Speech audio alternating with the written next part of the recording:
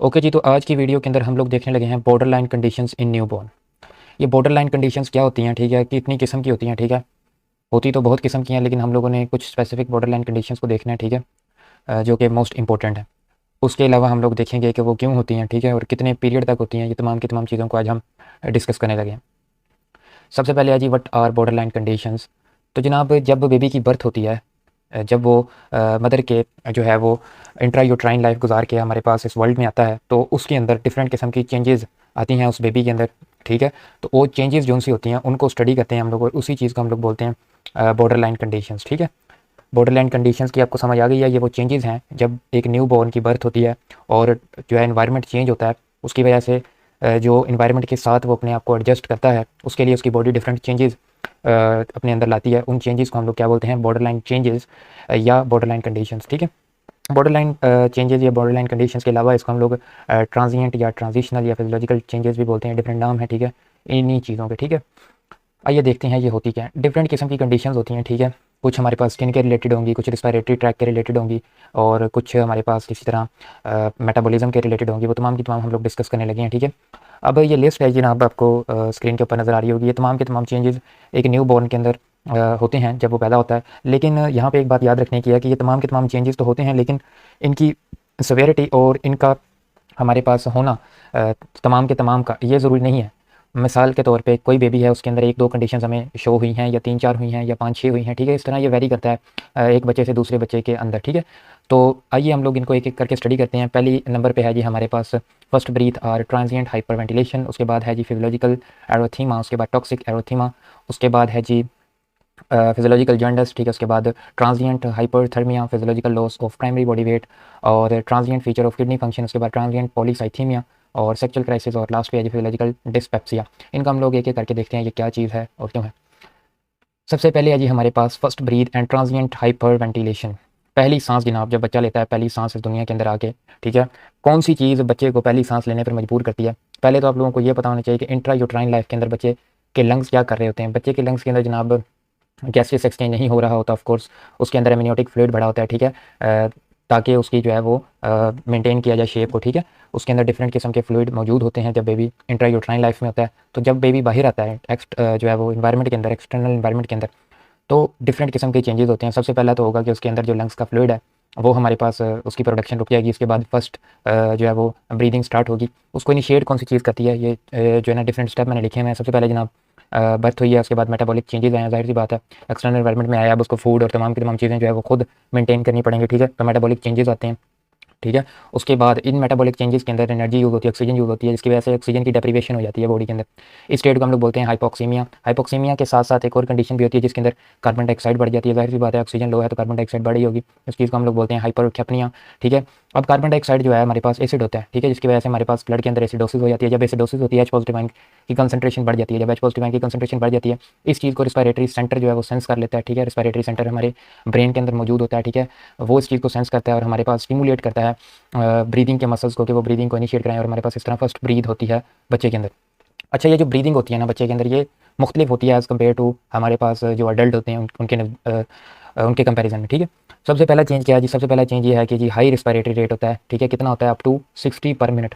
आम ह्यूमन के अंदर 16 to 20 रेट होता है जनाब। हम कितनी सांसें लेते हैं? 16 से 20 दफ़ा सांसें लेते हैं, लेकिन बच्चे जो हैं वो 60 दफ़ा सांस ले रहे होते हैं एक मिनट के अंदर, ठीक है। और 60 तक जा सकती है, ठीक है। ये ज़रूरी नहीं है कि 60 ही हो, लेकिन 60 तक वो सांस ले सकते हैं एक मिनट के अंदर, ठीक है। लेकिन हम लोग जो है वो 16 से 20 मरतबा सांस लेते हैं एक मिनट के अंदर। उसके बाद जो इंपॉर्टेंट चीज़ है वो है जी periodic breathing of the gasp type. अब ये गास्प टाइप की ब्रीदिंग कौन सी होती है? गास्प टाइप की ब्रीदिंग इस तरह की होती है जनाब कि हम लोग इनहेलेशन तो डीप कर रहे होते हैं, लेकिन डिफिकल्टी हमें कहाँ पे आ रही होती है? एक्सहेलेशन के अंदर। बच्चे के अंदर इस तरह की हमें ब्रीदिंग देखने को मिलती है, ब्रीदिंग पैटर्न देखने को मिलता है कि वो सांस ज़्यादा अंदर लेकर जा रहा है और एक्सपायर नहीं कर पा रहा है सही तरीके से, ठीक है। जस्ट लाइक हम लोग जब पढ़ते हैं सीओपीडी, उसके अंदर हमें एक कंडीशन देखने को मिलती है, ठीक है, गास्पिंग इसको बोलते हैं। अच्छा जनाब, it is noted into the 4 to 8% of the respiratory movement in the first 3 hours of life. पहले 3 घंटों के अंदर हमें ये चीज़ देखने को मिलती है, ठीक है। अगर आप लोग इसको देखना चाहते हैं, पहले 3 घंटों के अंदर हमें ये देखने को मिलती है फीटस के अंदर, ठीक है, इन बॉर्न के अंदर, न्यू बॉर्न के अंदर। अब ये जो है जैसे जैसे टाइम गुजरता है, ये ब्रीदिंग की जो है हमारे पास नॉर्मलाइज होने लग जाती है, और गास्पिंग उसके अंदर से कम होती जाती है, ठीक है, डिक्रीज होने लग जाती है। इसके अलावा अगला पॉइंट है जी lungs are filled with air and release from the fluid. मैंने आपको जैसे बताया कि पहले फ्लूइड होता है इंट्रायूट्राइन लाइफ के अंदर, फिर वो फ्लूइड जो है वो कम होता जाता है, ठीक है, एक्सक्रीशन स्टॉप हो जाते हैं, जिसकी वजह से अब एयर आना स्टार्ट हो गई है ताकि हम गैसेस एक्सचेंज करा सकें।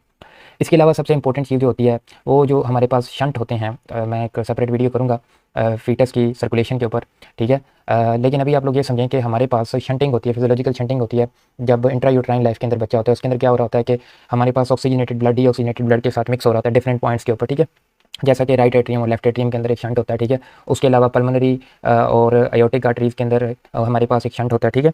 तो वो ये कह रहा है कि हमारे पास ये शंट जो है ये बंद हो जाते हैं, ठीक है, क्लोज हो जाते हैं, ठीक है। कौन सा? पल्मोनरी एंड सिस्टमिक सर्कुलेशन वाला, वो पल्मोनरी और अयोटिक मैंने अभी आपको बताया, ठीक है। इनकी डिटेल के अंदर हम लोग जाएंगे। इससे क्या होता है? The arteries expand and the vascular resistance of the lungs decrease. ये वास्कुलर रेजिस्टेंस क्यों कम हुई? और आर्टरीज जाहिर है अब ब्लड जो है वो ज़ाया नहीं हो रहा, जिस आर्टरी का ब्लड है उसी में रह रहा है, तो उसकी वजह से आर्टरीज अब एक्सपेंड कर देंगी।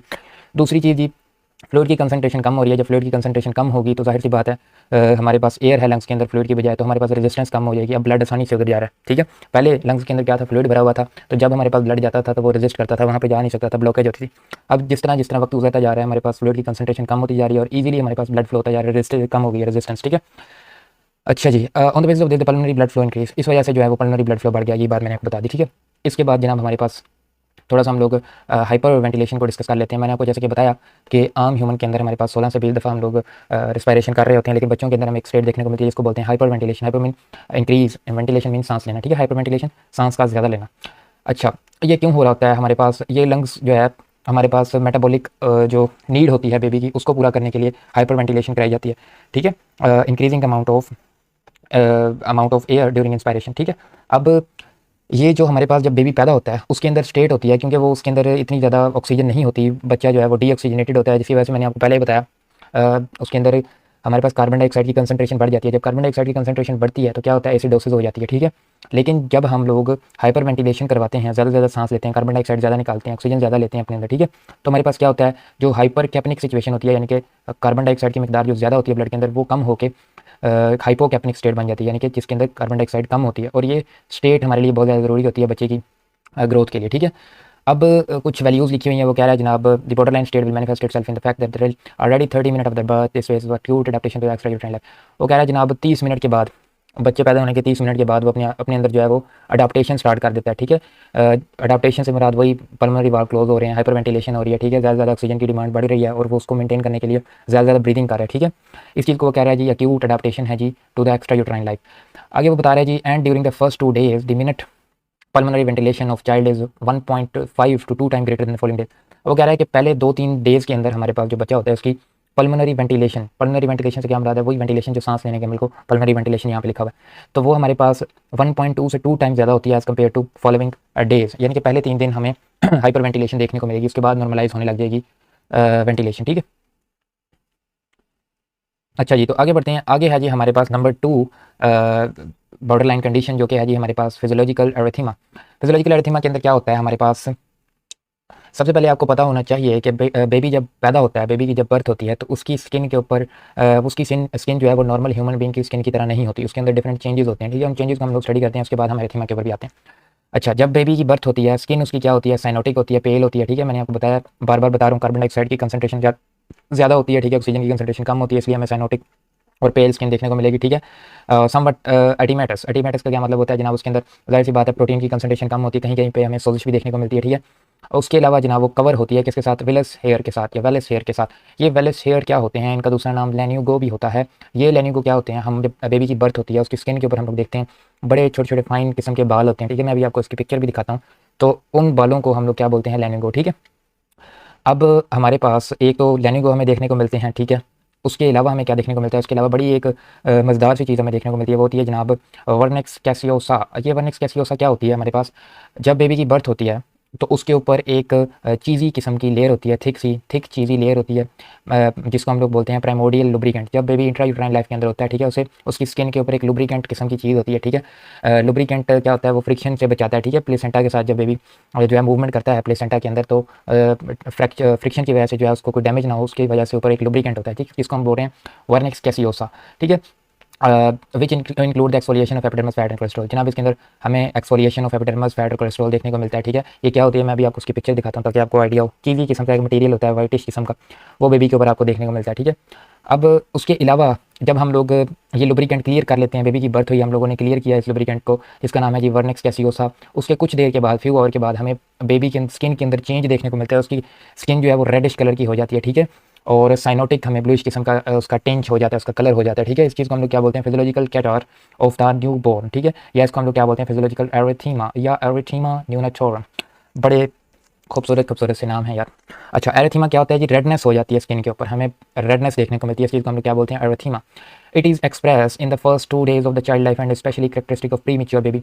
वो कह रहा है जनाब पहले 2 दिन के अंदर हमें बेबीज़ के अंदर ये चीज़ देखने को मिलती है, ये स्टेट देखने को मिलती है, ठीक है। और प्री मेच्योर बेबी जो हमारे पास फुल टर्म बेबी नहीं होते, जल्दी पैदा हो जाते हैं, ठीक है, इंट्रायूट्राइन लाइफ इनकी कम होती है, उनके अंदर ये हमें स्पेशली ज़्यादा देखने को मिलती है कंडीशन, ठीक है जनाब। अब मैं आपको इमेजेस दिखाता हूँ जनाब। सबसे पहले है जी लेन्यू को क्या था जनाब, मैंने कहा था फाइन हेयर होते हैं, ठीक है। अब इस बेबी के स्किन के ऊपर अगर आप लोग देखें तो आप लोगों को फाइन हेयर नज़र आ रहे होंगे, ये देखें यहाँ पे सारे एरिया के ऊपर, फेस के ऊपर भी ये तमाम के तमाम क्या हैं, लेन्यू को, ठीक है जनाब।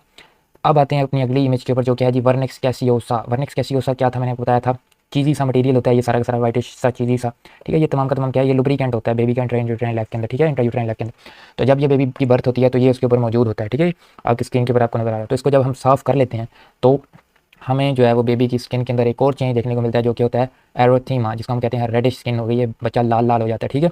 तो इधर आप लोग देखें, ये स्किन आपको रेडिश कलर की नज़र आ रही होगी, ठीक है, ये एरिया जो है सारा का सारा रेडिश नज़र आ रहा होगा आपको, इस चीज़ को हम लोग क्या बोलते हैं, एरोथीमा। अच्छा जनाब, इसके अलावा ये थी फिजियोलॉजिकल एरिथीमा। इसके अलावा एक और स्टेट होती है जिसको हम लोग बोलते हैं टॉक्सिक एरिथीमा। टॉक्सिक एरिथीमा क्या होता है, टॉक्सिक एरिथीमा जनाब हमारे पास, मैंने आपको बताया फिजियोलॉजिकल एरिथीमा पहले 2 दिन के अंदर देखने को मिलता है, लेकिन दूसरे और 5वें डे तक हमारे पास अगर एरिथीमा अगर मौजूद हो तो उसको हम लोग बोलने लग जाते हैं टॉक्सिक एरिथीमा, ठीक है। ये हमारे पास 20 to 30% न्यू बॉर्न के अंदर देखने को मिलता है। इसकी सिम्टम्स कौन कौन सी होती हैं उनको हम लोग डिस्कस करते हैं। सबसे पहले है जी लोकलाइजेशन, यानी कि ये कहाँ कहाँ पे मौजूद होगी, ये हमारे पास जॉइंट के अंदर मौजूद होती है, लिम्स के अंदर मौजूद होती है, एक्सटर्नल सर्फेस हाई बटक चेस्ट इन तमाम एरियाज़ के अंदर हमें देखने को मिलती है, ठीक है। इसकी कैरेक्टरिस्टिक क्या है, इसका कलर रेड होगा, ऑफकोर्स रेडिश अपीयरेंस होगी इसकी, मैं बता रहा हूँ एरिथीमा के अंदर होता ही रेडिश कलर है। इसके अलावा जब हम इसको पाल्पेट करते हैं, पल्पेशन के दौरान ये हमें डेंस स्पॉट नजर आते हैं, ठीक है, डेंस डेंस होता है, ठीक है, ये चीज़। अभी मैं इसकी पिक्चर भी आपको दिखाता हूँ, ठीक है। इन द सेंटर विच में भी ग्रे येलो पर्पल और द वेजिकल्स आर प्रेजेंट, ठीक है। तो हमें ये ग्रेश किस्म के पेप्यूल्स भी देखने को मिलते हैं, ठीक है। अब इसके अलावा हमारे पास नंबर ऑफ स्पॉट के अंदर वो कह रहा है, ये तमाम की तमाम कैरेक्टरिस्टिक हैं जनाब टॉक्सिक एरिथीमा की। Can be single or over the body, ये सिंगल भी हो सकता है कहीं पे, और पूरी बॉडी के ऊपर भी ये चीज़ हमें देखने को मिल सकती है, ठीक है। इसकी ड्यूरेशन क्या होती है, 2 से 3 दिन तक ये होता है। टॉक्सिक एरिथीमा का मतलब ये नहीं है कि बेबी के अंदर कोई पैथोलॉजिकल कंडीशन चल रही है, ये आम हमें देखने को मिलती है, ये चीज़ के लिए घबराने की जरूरत नहीं है, खुद आती है खुद चली जाती है न्यू बॉर्न के अंदर। टॉक्सिक एरिथीमा की पिक्चर्स आप लोगों की स्क्रीन के ऊपर आपको नजर आ रही होंगी। यहाँ पे अगर आप लोग देखें, ये डेंस आपको नजर आ रहा होगा एरिया रेडिश कलर का, ठीक है, ये क्या है, टॉक्सिक एरिथीमा को शो कर रहा है। आगे बढ़ते हैं जी, आगे है जी फिजियोलॉजिकल जॉइंटस। अब बेबी की जब बर्थ होती है, जॉइंटस से मुराद क्या होता है हमारे पास, जॉइंटस से मुराद येलोइशनेस, येलो सा टिंज आ जाता है, येलो सा कलर आ जाता है स्किन के ऊपर, ठीक है। पूरा बेबी आपको जर्दी माइल नजर आने लग जाता है, इस चीज़ को हम लोग क्या बोलते हैं, फिजियोलॉजिकल जॉइंटस, ठीक है। फिजियोलॉजिकल जॉइंटस हमें देखने को मिलता है 2nd या 3rd day of extra uterine life, यानी कि जब बेबी की बर्थ हो जाती है, दूसरे या तीसरे दिन हमें ये चीज़ देखने को मिलती है, ठीक है। इस चीज़ को हम लोग क्या बोलते हैं, ये फिजियोलॉजिकल जॉइंटस है, खतरे की बात नहीं है, ये खुद ही आता है और खुद ही चला जाता है, ठीक है। इसके अलावा इसका दूसरा नाम है जी इक्टेरस न्यूनाटोरम, ठीक है। इक्टेरस क्यों बोलते हैं इसको स्पेसिफिकली, अगर आप लोग स्पेसिफिकली देखना चाहें तो हमारे पास आई का कलर जो है वो भी चेंज हो जाता है, ठीक है। वाइट कलर जो आई के अंदर होता है वो चेंज होकर येलोविश हो जाता है, इस चीज़ को हम लोग क्या बोलते हैं, इक्टेरस न्यूनाटोरम। इसके अलावा इसको ट्रांजिएंट हाइपर बिलीरुबिनिया भी बोलते हैं, ठीक है। इसको हाइपर बिलीरुबिनीमिया क्यों बोलते हैं जनाब, क्योंकि बिलीरुबिन की कंसंट्रेशन बढ़ जाती है, ठीक है। यही इसकी हमारे पास अंडरलाइन फिजियोलॉजी जो है वो यही है कि न्यू बॉर्न के अंदर हमारे पास क्या होता है, न्यू बॉर्न के अंदर सबसे पहले बिलीरुबिन की कंसंट्रेशन बढ़ जाती है। बिलीरुबिन की कंसंट्रेशन क्यों बढ़ती है जनाब, बिलीरुबिन की कंसंट्रेशन इसलिए बढ़ जाती है कि न्यू बॉर्न के अंदर डिस्ट्रक्शन जो सी होती है वो आरबीसीज की ज़्यादा से ज़्यादा हो रही होती है, ठीक है। बिलीरुबिन होता क्या है, बिलीरुबिन एक असल में आरबीसीज के अंदर आपको पता है हीमोग्लोबिन होती है, ठीक है। उसका जो हीम पोर्शन होता है, आयरन अगर निकाल लीजिए उसमें से, तो हीम जो पोर्शन होता है उसका, ठीक है, वो असल में उसके अंदर फिजियोलॉजिकल चेंजेस आती हैं, केमिकल चेंजेस आती हैं, वो जो स्ट्रक्चर जो मॉडिफाई हो जाता है हीम का, उस चीज़ को हम लोग क्या बोलते हैं, बिलीरुबिन, ठीक है। फिर वो हमारे पास कॉन्जुगेट अनकॉन्जुगेट बिलीरुबिन बनता है पहले, उसके बाद कॉन्जुगेट बिलीरुबिन बनता है। कॉन्जुगेट बिलीरुबिन हमारे पास बाइल के अंदर डाल के इंटेस्टाइन के जरिए हम लोग बाहर निकाल देते हैं। और आप सबको पता है जनाब 120 डेज़ बाद हमारे पास डिस्ट्रक्शन होनी होती है आरबीसीज की, उसके बाद उनमें से क्या बनता है, बिलीरुबिन बनता है। अब बेबी के अंदर भी डिस्ट्रक्शन हो रही होती है आरबीसीज की, लेकिन डिस्ट्रक्शन का प्रोसेस जो है उसके अंदर बिलीरुबिन बन रही होती है, लेकिन इस बिलीरुबिन को ठिकाने लगाने के लिए जो हमारे पास एंजाइम होते हैं, एंजाइमेटिक सिस्टम होता है लिवर का, वो हमारे पास इतना अच्छा नहीं वर्क कर रहा होता, इतना अच्छा नहीं होता in the initial stages of life. तो इसकी वजह से एक्यूमुलेशन हो रही होती है बिलीरुबिन की बच्चे के अंदर, जिसकी वजह से क्या हो रहा होता है, हाइपर बिलीरुबिनीमिया हमें देखने को मिलता है, ठीक है जी। आगे वो डिटेल लिख रहा है, ऑन द 3rd और fourth day of the child life the amount of bilirubin on the average is 100 to 140 micromole पर लीटर, ठीक है। तो इतनी कंसंट्रेशन हमें देखने को मिलती है तीसरे या चौथे दिन बच्चे के अंदर, ठीक है। अब वो आगे बता रहा है कि एक तिहाई बच्चों में, इन केसेस के एक तिहाई बच्चों के अंदर हमारे पास इससे कम ही अमाउंट देखने को मिलती है, ठीक है। अब स्टैंडर्ड अमाउंट क्या है, 100 से 140, ठीक है। यहाँ तक हमें आम एवरेज देखने को मिलती है। मतलब कि मोस्टली वो कह रहा है एक तिहाई बच्चों के अंदर इससे कम कमी होती है, ठीक है। और एक तिहाई बच्चों के अंदर 170 से भी तजावुज़ कर जाती है ये अमाउंट, ठीक है। तो ये बिलिरुबिन की अमाउंट है जिससे हमें पता चल रहा होता है जनाब कि कितनी बिलिरुबिन जो है वो प्रोड्यूस हो रही है बच्चे के अंदर। ये है जी इमेज फिजियोलॉजिकल जॉइंटस की, ठीक है। ये आप लोग देख रहे हैं टेन जो है बच्चे का येलोइश किस्म का हो गया तारा सारा का सारा, ठीक है। और घबराने की बात नहीं है, फिजियोलॉजिकल होता है, खुद ही आता है, खुद ही चला जाता है। आगे लिखता है जनाब हमारे पास yellowness of the skin is observe in about 2/3 of the children, ठीक है। ज़रूरी नहीं है कि हाइपर बिलिरुबिनिया हो तो हमारे पास हर टाइम येलोइश स्किन हो, ठीक है। कभी कभी ये अननोटेड भी चला जाता है, जिस तरह मैंने आपको स्टार्ट में कहा है कि कुछ साइंस हमें देखने को मिलते हैं, कुछ साइन नहीं देखने को मिलते। ज़रूरी नहीं है कि हर एक साइन जो है वो ज़रूरी हमें देखने को मिले बच्चे के अंदर। तो 2/3 चिल्ड्रंस के अंदर हमें ये येलोनेस देखने को मिलती है, ठीक है। It is occur in full term baby when the amount of bilirubin exceed 50 micromole पर लीटर, ठीक है। अब मैंने आपको कंसंट्रेशन बताई है, ठीक है। बिलिरुबिन की कितनी 140 तक जा सकती है। जैसे ही 50 से ऊपर को जाती है येलोइश टिंज होना स्टार्ट हो जाता है, ठीक है। और प्री मैच्योर बेबीज़ के अंदर 85 से 100 तक जब ये अमाउंट जाती है बिलिरुबिन की तो हमें टिंज जो है येलोनेस देखने को मिलती है, ठीक है। इसके अलावा icterus neonatorum disappear on the 7th to 10th day, 7 से 10 दिन के बाद ये खुद ही डिसअपीयर हो जाता है। इक्टेरिस मैंने आपको स्पेसिफिकली बताया येलोनेस ऑफ आइज़ को बोलते हैं, ठीक है। अगर तो जनाब डिले हो जाए फिजियोलॉजिकल जॉइंटस के अंदर फर्स्ट मंथ ऑफ लाइफ के अंदर अगर ये ना जाए तो उसको हम लोग क्या बोलने लग जाते हैं, उसको हम कॉन्जुगेटेड जॉइंटस बोलने लग जाते हैं, जिसको एग्जामिनेशन और ट्रीटमेंट की भी जरूरत पड़ सकती है। अब कॉन्जुगेटेड क्यों लिखना है, मैंने आपको बताया कि सबसे पहले जो है वो आरबीसीज जब डिस्ट्रॉय होते हैं तो हमारे पास हीम जो है वो कन्वर्ट होती है बिलिरुबिन के अंदर। कौन से बिलिरुबिन के अंदर, अनकॉन्जुगेटेड बिलिरुबिन के अंदर। अनकॉन्जुगेटेड बिलिरुबिन हमारे पास फिर कन्वर्ट होती है कॉन्जुगेटेड बिलिरुबिन के अंदर, ठीक है। अभी अनकॉन्जुगेटेड बिलिरुबिन का केस ही होता है फिजियोलॉजिकल जॉइंटस के अंदर, ठीक है। अभी हमारे पास कॉन्जुगेटेड बिलिरुबिन नहीं बनी, लेकिन जैसे जैसे लिवर हमारे पास मैच्योर होता जाएगा तो हमारे पास कॉन्जुगेटेड बिलिरुबिन भी बनने लग जाएगी। तो अगर तो हमारे पास जॉइंटस ना खत्म हो एक माह के बाद तो हम लोग कहते हैं जनाब ये कॉन्जुगेट बिलिरुबिन जो है वो बढ़ गई होगी, इसलिए इस चीज़ को हम लोग क्या बोलने लग जाते हैं, कॉन्जुगेशनल जॉइंटस, ठीक है। कॉन्जुगेशनल जॉइंटस बोलने लग जाते हैं। आगे बढ़ते हैं जी, आगे है जी हमारे पास ट्रांजिएंट हाइपरथर्मिया। ट्रांजिएंट हाइपरथर्मिया का मतलब है जनाब टेम्परेचर जो होगा बच्चे का वो ज़्यादा होगा, ठीक है, एज़ कम्पेयर टू हमारे पास normal temperature on day 3 to 5 in the new born the temperature some time rise up to 38.5 to 39.5। तो बच्चे को आप लोग फील करेंगे हाई टेम्परेचर हो जाएगा, ठीक है। तो ये भी क्या होता है, ये भी फिजियोलॉजिकल होता है। इसकी एटियोलॉजी क्या है, इसकी काजेज क्या है, ओवर हीटिंग होती है जनाब हमारे पास। आपने बच्चे को जिस एनवायरमेंट के अंदर रखा होता है, ठीक है, जिस वार्ड के अंदर रखा होता है उसका टेम्परेचर ज़्यादा हो सकता है, ठीक है। या आपका जो है बेड वो जो है हीटर के करीब हो सकता है, ठीक है। या डायरेक्ट सनलाइट जो है ऑब्जॉर्व कर लेता है बच्चा, उसकी वजह से भी उसके अंदर आपको ओवर हीटिंग नज़र आ रही है। और वैसे भी बच्चे का थर्मो रेगुलेशन का प्रोसेस भी इतना डेवलप नहीं होता, ठीक है। और उसके अलावा हमारे पास क्या रीज़न हो सकती है, उसके अलावा जी हमारे पास वाटर जो होता है वो उसकी कंसंट्रेशन कम होती है, ठीक है। Required amount of fluid in newborn is less. Water जो होता है हमारे पास बहुत इंपॉर्टेंट थर्मो रेगुलेटर है, ठीक है। लेकिन बच्चे के अंदर हमें फ्लूइड की जो है कंसंट्रेशन वो कम देखने को मिलती है, ठीक है। इस वजह से भी हमें ये चीज़ देखने को मिलती है हाइपरथर्मिया, क्योंकि वाटर कम होता है, वो सही तरीके से थर्मो रेगुलेशन नहीं कर पाता बेबी। आगे बढ़ते हैं जी, आगे जी फिजियोलॉजिकल वेट लॉस। बच्चा जब पैदा होता है उसका वेट थोड़ा ज़्यादा होता है, जब जैसे ही कुछ वक्त गुजरता है फर्स्ट जो है हमारे पास वीक गुजरता है, ठीक है, 7 से 8 दिन तक हमारे पास ये स्टेट रहती है, ठीक है। फिजियोलॉजिकल वेट लॉस होता है और फिर वेट गेन होता है, इस चीज़ को हम लोग क्या बोलते हैं, फिजियोलॉजिकल वेट लॉस, ठीक है। वेट लॉस के बाद फिर से वेट गेन होना चाहिए, ठीक है, ये नॉर्मल होता है। अब होता क्या फिजियोलॉजिकल लॉस के अंदर, first day of the child life body weight decrease somewhat which is called as physical weight loss. जैसे ही बच्चे की पैदाइश होती है जनाब उसके साथ ही इसका वेट लॉस होना स्टार्ट हो जाता है। 6 to 8% इज कंसीडर्ड मैक्सिमम। 6 से 8% टोटल वेट का जो है वो हमारे पास अगर कम हो जाए, कमी आ जाए तो ये हमारे पास नॉर्मल समझा जाता है। इससे ज़्यादा कम होगा तो हमारे पास पैथोलॉजिकल कंडीशन हो सकती है, हम लोग उसको चेक करेंगे, ठीक है।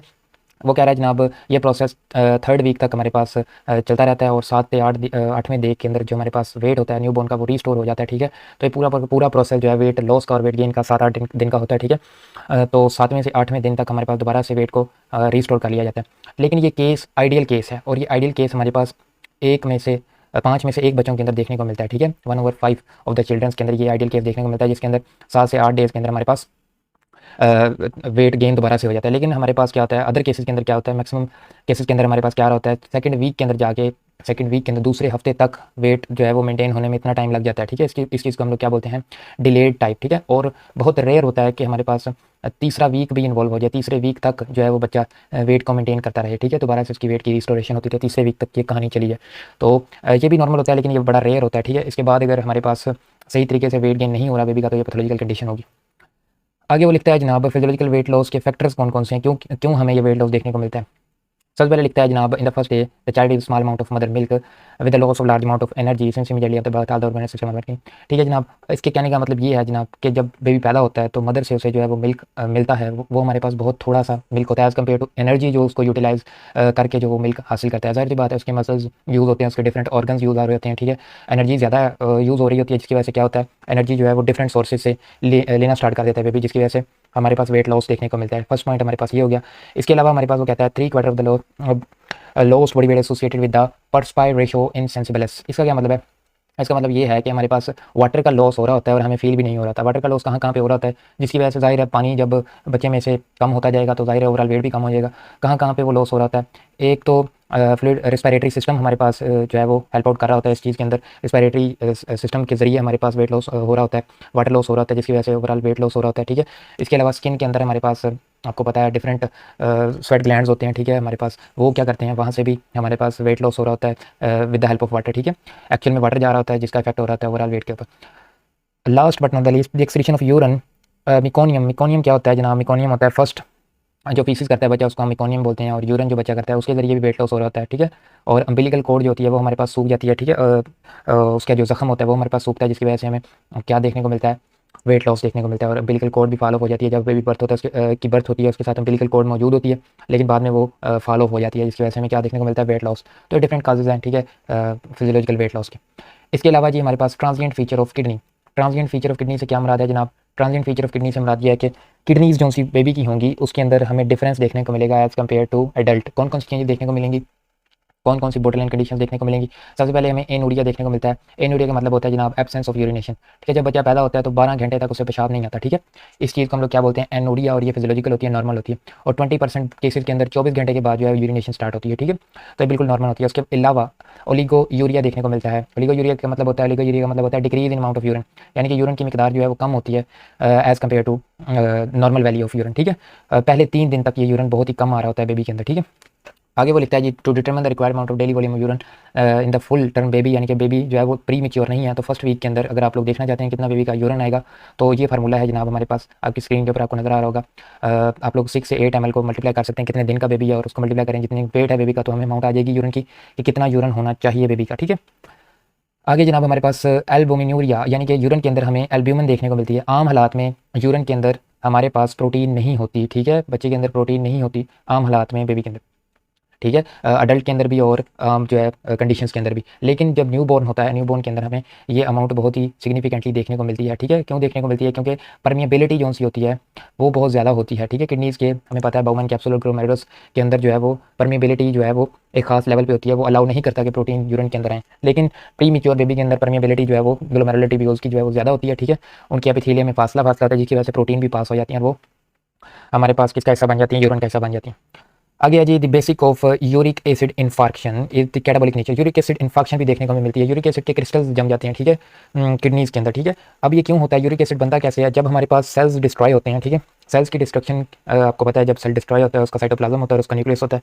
अब न्यूक्लियस जब डिस्ट्रॉय होगा तो न्यूक्लियस के डिस्ट्रॉय होने के साथ जेनेटिक मटेरियल जो उसके अंदर होगा उसको भी डिस्ट्रॉय किया जाएगा, उसको भी मेटाबॉलिकली ठिकाने लगाया जाएगा।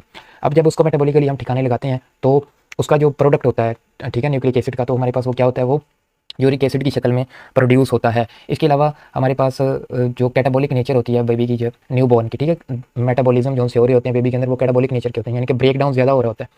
ठीक है, कैटाबॉलिक का मतलब क्या है, ब्रेक डाउन ज़्यादा हो रहा है चीज़ों का, जिसकी वजह से मैंने आपको बताया सेल की डिस्ट्रक्शन हो रही है, डिफरेंट मॉलिक्यूल टूट रहे हैं। ठीक है, तो एंड प्रोडक्ट लेट्स सपोज ये लिख रहा है ल्यूकोसाइड की डिस्ट्रक्शन हो रही होती है, तो ल्यूकोसाइड क्या है, सेल, और सेल के अंदर न्यूक्लियस भी होगा, सेल न्यूक्लियस होगा, तो उसका प्रोडक्ट जो बनेगा वो यूरिक एसिड बनेगा। अब यूरिक एसिड जो है वो उसकी कंसंट्रेशन बढ़ना स्टार्ट हो जाएगी। ठीक है, तो जैसे ही हमारे पास वो कंसंट्रेशन बढ़ेगी तो उसको हम लोग सेंस कर सकते हैं। ठीक है, तो आम न्यूबॉर्न के अंदर 5 से 10 mg पर kg ऑफ यूरिक एसिड जो है वो हमें देखने को मिलता है, जो कि 2 से 3 गुना ज़्यादा है एज़ कम्पेयर टू अडल्ट। अब ये यूरिक एसिड होता है जो होता है हमारे पास, ये यूरिक एसिड इन्फेक्शन भी करता है। यूरिक एसिड इन्फेक्शन एक कंडीशन होती है जिसके अंदर यूरिक एसिड के क्रिस्टल या डेपोजिशन हो जाती है, किसके अंदर, इसके क्रिस्टल या डेपोजिशन हो जाती है किसके अंदर, कलेक्टिंग डक्ट के अंदर या डक्टस पेपिलरिस के अंदर, किडनीज के स्ट्रक्चर्स होते हैं उनके अंदर हमें ये क्रिस्टल्स देखने को मिलते हैं। ठीक है, इन क्रिस्टल्स की अपीयरेंस क्या होती है जनाब, ये थिन होते हैं, strip of yellow orange colour के होते हैं जनाब, ये हमें देखने को मिलते हैं। ठीक है, रेनल पेल्विस के अंदर ये डाइवर्ज हो रहे होते हैं, तो इस तरह के हमें देखने को मिलता है, लेकिन ये अगेन फिजियोलॉजिकल है। ठीक है, इसका कोई पैथोलॉजिकल इफेक्ट नहीं है, ये खुद ही खत्म हो जाते हैं। ठीक है, वो आगे लिखता है जनाब uric acid infection develop in one of the 3 of the children by the end of the first week of life. पहले हफ्ते के आखिर तक ये यूरिक एसिड इन्फेक्शन की हमें जो है वो देखने को मिलता है। ठीक है, अब जब यूरिक एसिड इन्फेक्शन होती है तो उसका यूरिन जो है उसका कलर क्लाउडी हो जाता है, येलोइश ब्रिक कलर हमें देखने को मिलता है। तो हम लोग क्या देते हैं जनाब, ये यूरिक एसिड इन्फेक्शन की वजह से चीज़ें हमें देखने को मिल रही हैं। उसके अलावा जब हम माइक्रोस्कोपिक एग्जामिनेशन करते हैं, ठीक है, उसके अंदर भी हमें ल्यूकोसाइड देखने को मिलते हैं, ठीक है, एपिथेलियम देखने को मिलती है, हाइलिन देखने को मिलती है, जैसे हम लोग देख लेते हैं कि कैटाबॉलिक एक्टिविटीज़ ज़्यादा है, ठीक है। तो कैटाबॉलिक एक्टिविटीज़ के जरिए के नतीजे में हमारे पास यूरिक एसिड जो है उसकी प्रोडक्शन हो रही होती है। ओके जी, तो अब हम चलते हैं अपनी नेक्स्ट बॉर्डरलाइन कंडीशन की तरफ, जो कि है जी हमारे पास ट्रांजिएंट पॉलीसाइथीमिया। ट्रांजिएंट पॉलीसाइथीमिया का दूसरा नाम एरिथ्रोसाइटोसिस भी होता है, ठीक है।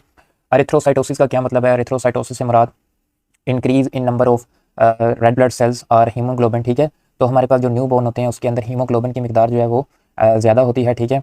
नॉर्मल कंसनट्रेशन जो सी होती है हीमोग्लोबिन की वो 180 से 220 ग्राम पर लीटर होती है, लेकिन न्यू बॉर्न के अंदर बॉर्डरलाइन कंडीशंस की वजह से इसकी मिकदार 220 ग्राम पर लीटर को क्रॉस कर जाती है, ठीक है।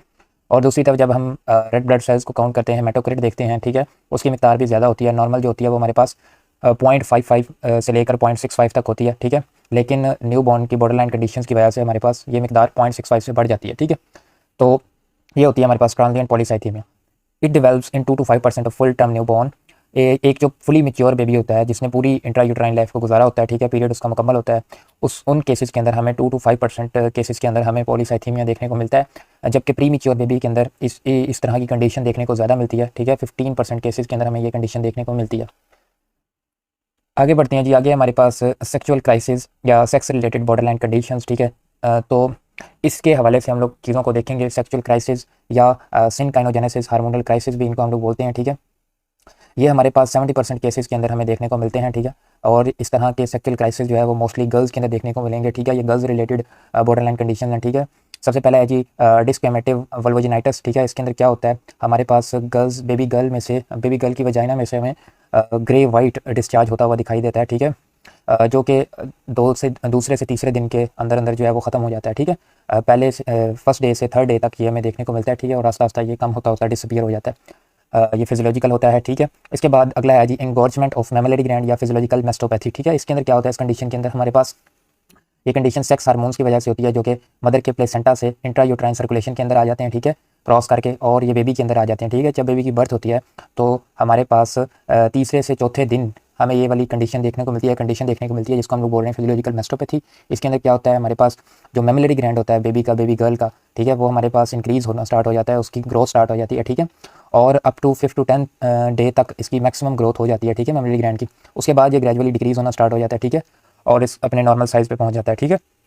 अब मैं आपको इमेज दिखाता हूँ जिसके अंदर आपको फिजियोलॉजिकल मेस्टोपैथी देखने को मिलेगी। इस बेबी के अंदर अगर आप लोग देखें तो इसके जो मेमलरी ग्लैंड है, ठीक है, वो आपको नज़र आ रहा होगा, लार्ज हैं, ठीक है, दोनों मेमलरी ग्लैंड, ठीक है। और ये हमारे पास 5 से 10 दिन के अंदर ये कंडीशन नॉर्मलाइज हो जाएगी।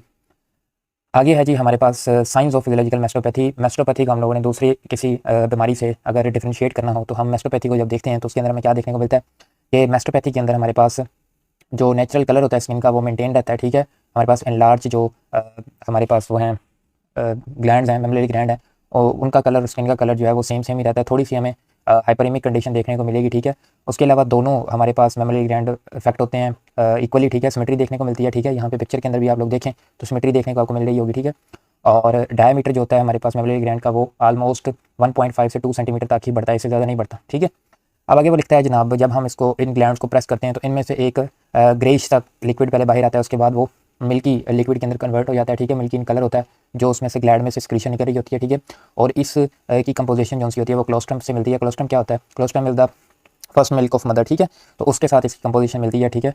और हमारे पास क्लोस्ट्रम का दूसरा नाम विल्मास मिल्क ही होता है, ठीक है। विल्मास इसको क्यों बोलते हैं? विल्मास का मतलब होता है प्रोटेक्टिव, ठीक है। और मदर मिल्क आपको पता है बेबी के लिए प्रोटेक्टिव रोल प्ले करता है, इसलिए इसको हम लोग विल्मास मिल्क भी बोलते हैं, ठीक है।